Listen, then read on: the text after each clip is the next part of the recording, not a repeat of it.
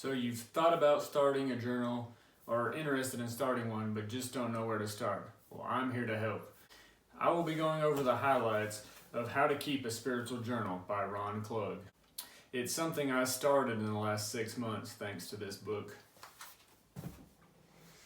Journaling is a habit of highly successful people.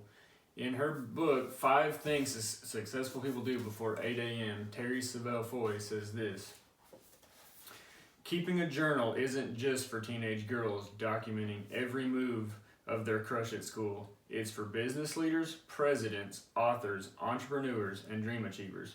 A journal not only gives you a place to record your thoughts, but it allows you to analyze where you've been, where you are, and where you are headed.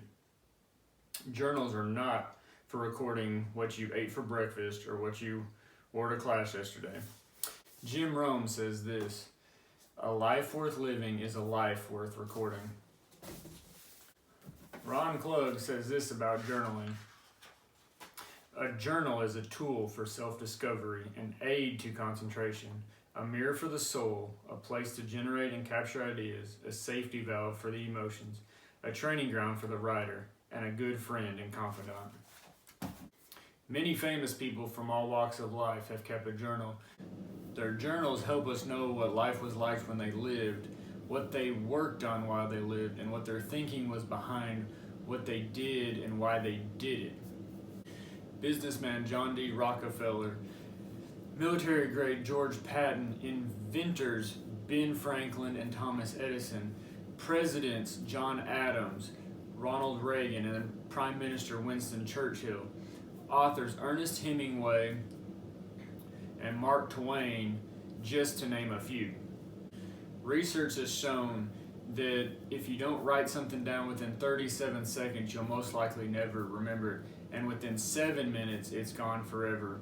At the end of every year, John Maxwell reviews his past year. He's able to do this because he spends 5 minutes a day writing in his journal to remember what each day was like. So at the end of the year, he knows what the highlights of each day.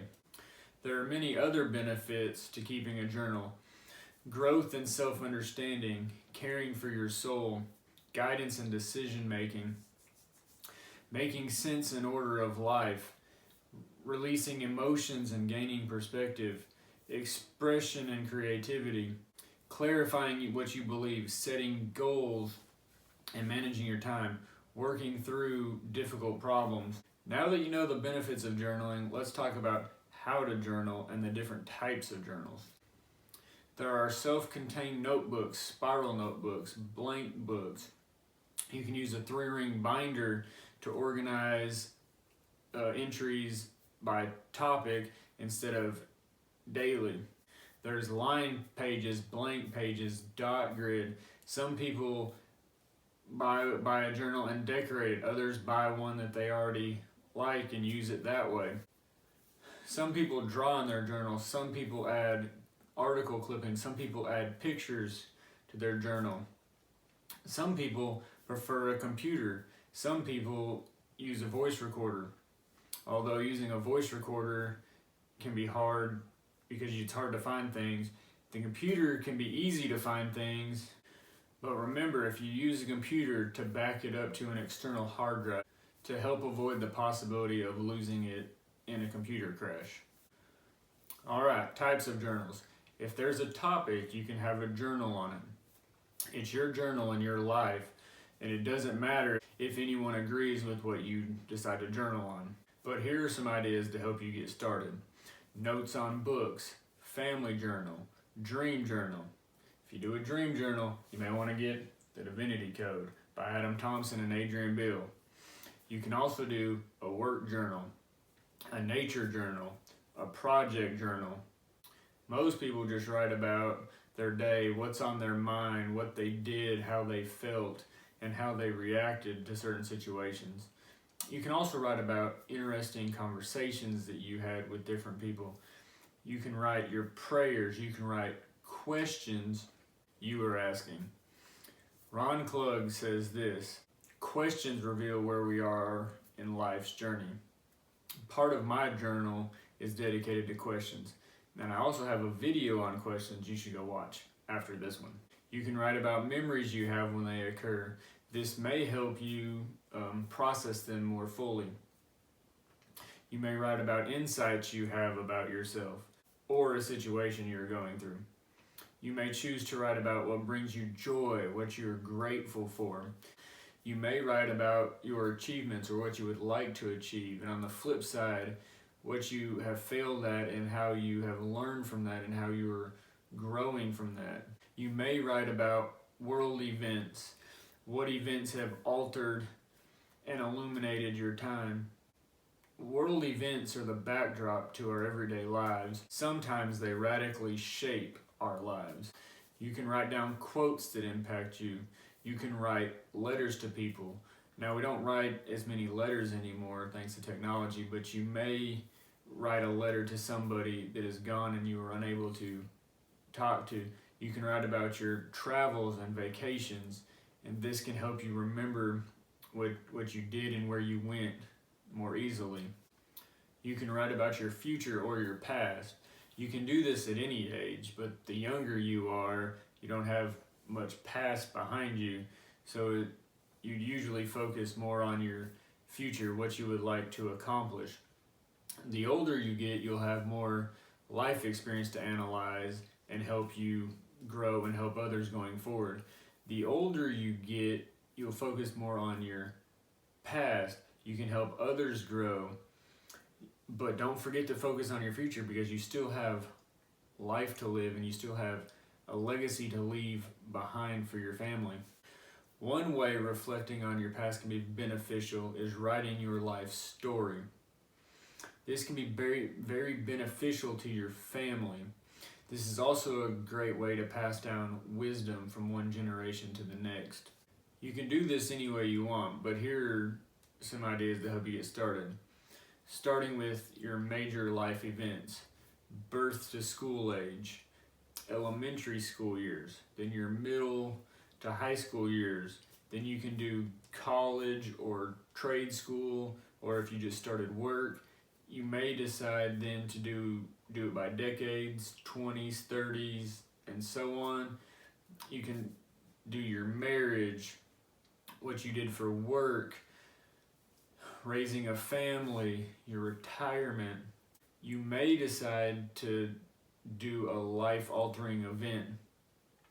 You may spend longer on certain periods of time and only one or two sentences on other times. Journals can help you schedule your time, help you plan. They can help you write for healing. They can help you in your lifestyle changes. They can help you with New Year's resolutions and staying motivated.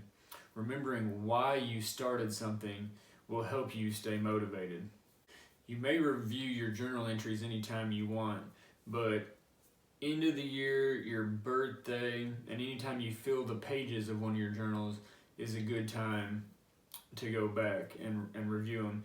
And maybe anytime you're feeling particularly sad, you can go back to one of your joyful entries, one of your happy entries, and reread it and remember that this isn't always the way life has to be.